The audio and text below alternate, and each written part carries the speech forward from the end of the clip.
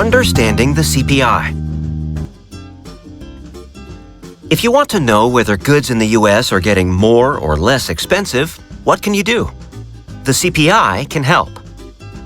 CPI, the Consumer Price Index, measures the change in the average price level of a fixed basket of consumer goods and services. When the CPI is rising, consumer prices are also increasing. When it falls, it means consumer prices are generally falling. CPI is one of the world's most closely watched economic indicators because changes in the CPI are used to determine the inflation rate.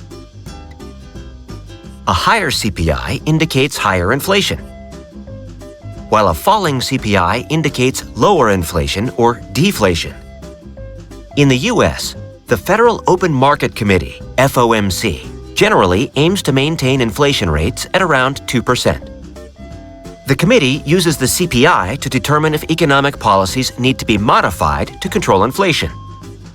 If the number rises above the 2% level and remains high for a long time, the FOMC can raise interest rates to rein in rising prices.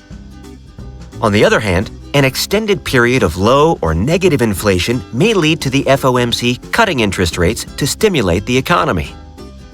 And changes in the inflation rate and the expectations toward it will have a ripple effect across stocks, bonds, commodities, and portfolios. This is why traders care so much about the monthly CPI. And generally, there are two ways to read the data. One is to compare the released number with the forecast and the previous release.